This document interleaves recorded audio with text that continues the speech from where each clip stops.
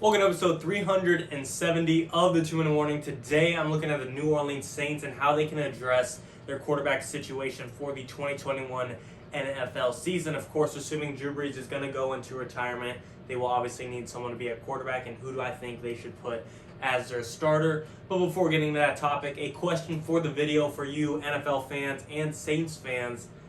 New Orleans Saints have one Super Bowl. For the question, Drew Brees winning MVP of that Super Bowl, who was the one team they beat? And of that Super Bowl win, what is the most notorious play that everyone knows about that special Super Bowl in which the Saints won? Comment below the answer. If you do not know it, do not worry, stay till the end and the answer will be revealed. But getting into the topic, looking at the Saints quarterback room, Drew Brees, assuming he's not going to go play one more season and the Saints don't beg him to come back. Really, I don't know if you want him to come back. He's not aging too well. He's kind of fallen off a cliff. Last game having 3 picks, not a good sign for Drew Brees, and we know his arm strength is not there even in his youth, let alone when he's 42 years old. So, current quarterback room, of course, there's Taysom Hill and Jameis Winston. Taysom Hill started this season a couple games, went 3-1, and I could see a lot of Saints fans and NFL fans in general saying they should roll with Taysom Hill. However, I do think that is a bad idea. Taysom Hill, yes, like I said, started 4 games and went even 3-1. But looking at the teams he played, of those 4 games, he played the Atlanta Falcons twice. Yeah, Atlanta Falcons, division rivalry, good win. But the Atlanta Falcons are the 4th worst team in football today because they had the 4th overall pick. So how great of an accomplishment is that for Taysom Hill to beat the 4th worst team in the NFL? Another win that he got was against the Denver Broncos. And as you guys know, when he played the Denver Broncos, the Broncos did not have a single quarterback. Their starter quarterback, second string quarterback, and third string quarterback all had COVID, and they had to put a practice squad wide receiver in at their quarterback position, and they won 38-3. So I don't know what you expected for him to really show and prove in that win over the Broncos. And then the one team that had some fundamentals and a legit quarterback, young quarterback that can compete with Taysom Hill was against Jalen Hurts, and in that battle he lost. To me, Taysom Hill, I love what he does for the Saints all around when he's not the primary quarterback, being a guy that's on special teams, that makes tackles, a guy that rushes the ball, a guy that catches touchdowns.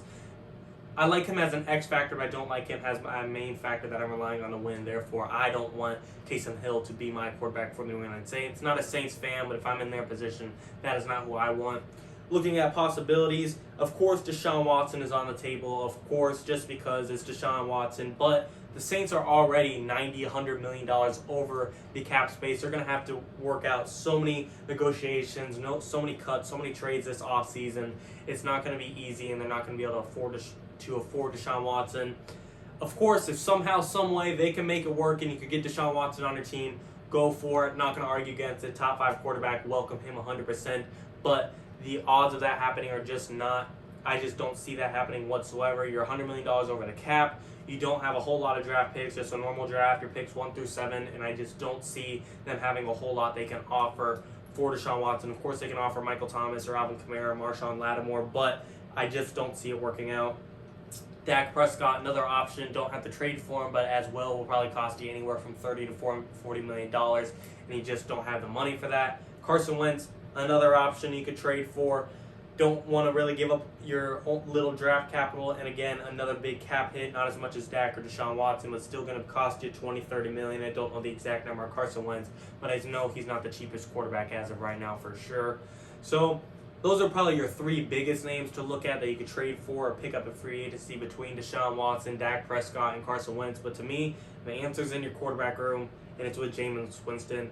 Don't know if he will be the answer long term, but looking at 2021 as the Saints, you're not going to be able to pull off a big move such as Dak Prescott or Deshaun Watson, so just play it safe and see what you got in Jameis Winston. It's a wild card play, but what do you have to lose? This is already a weird season for you in general. You don't even know who your roster is going to be for this season as of right now because of the many mishaps you have with the cap situation. You might lose your top corner, you might lose your top receiver, you might lose your top running back. Someone's got to go or be traded or renegotiated in order for them to get this team under the cap space. Even Taysom Hill, I think, is due for $16 million against the cap in this upcoming year, and he's probably not going to be your starting quarterback. You don't want to pay your backup quarterback $16 million.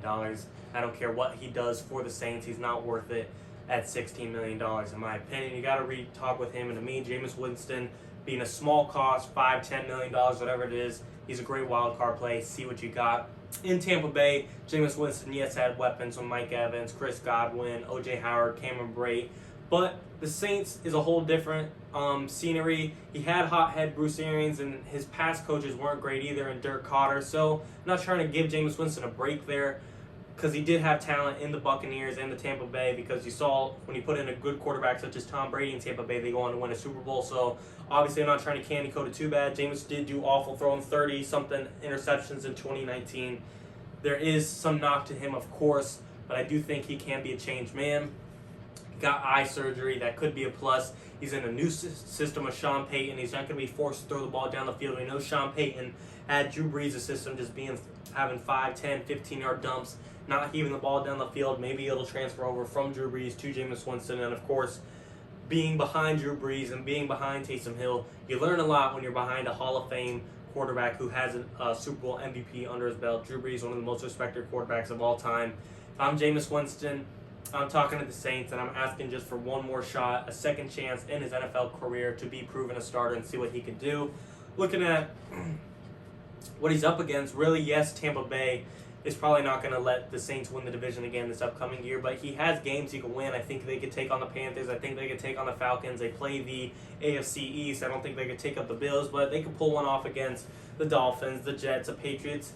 Jameis Winston could make this Saints team a decent team if they could get everything under cap, and he's a normal, I don't want to say a normal guy, but he gets his interception to touchdown in a ratio to a normal ratio, something that's standard. I'm not asking him to get a 3-to-1 touchdown interception ratio, 4-to-1 touchdown interception ratio, even a 2-to-1 is good for Jameis Winston. And I think with Michael Thomas, Alvin Kamara, Jared Cook, got other guys, I can't think of the new guy's name, but there's receivers on that team, Emmanuel Sanders, but there's receivers and weapons on that team that James can go to. I think Alvin Kamara out of the backfield could be amazing chemistry for him, always have a safety blanket instead of just chucking it 50 yards down the field. I just don't see the downside in Jameis Winston because you don't have a lot of other options. If you had $100 million in free cap space, this is a complete different story. But given the spot they're in right now, I like Jameis Winston for the New Orleans Saints. I think he can make a turnaround. I'm a Bucs fan, so I'm not really rooting for Jameis Winston or the Saints by any means, especially for how well Jameis did for us. Not at all. I'm not trying to root against him, but I obviously don't want him to go on and beat the Tampa Bay Buccaneers. I'm not trying to root against him, but don't want him to take down the Bucs. I got confidence in him to, however, make a turnaround and be the Saints' answer, at least for now. At least see what you got in him. Don't give him a huge contract. Just give him another small fee, not a small fee, but a low-cost deal for just 1 or 2 more years. See what you got and roll with it, and maybe he can be your long-term answer. But that is my opinion. I like Jameis Winston. Let me know what you guys think in the comments. That is it for the video. But for the question of the day, as I said, New Orleans Saints and Drew Brees won 1 Super Bowl. Who was the one team they played? It was Peyton Manning and the Indianapolis Colts. And the one notorious play everyone knows is the Tracy Porter pick 6 that Peyton Manning threw that basically sealed up the game for the New Orleans Saints. And of course, a bonus notorious play is the Saints going for the onside kick to start the second half of that Super Bowl. Thanks for watching, guys. 2-1 warning.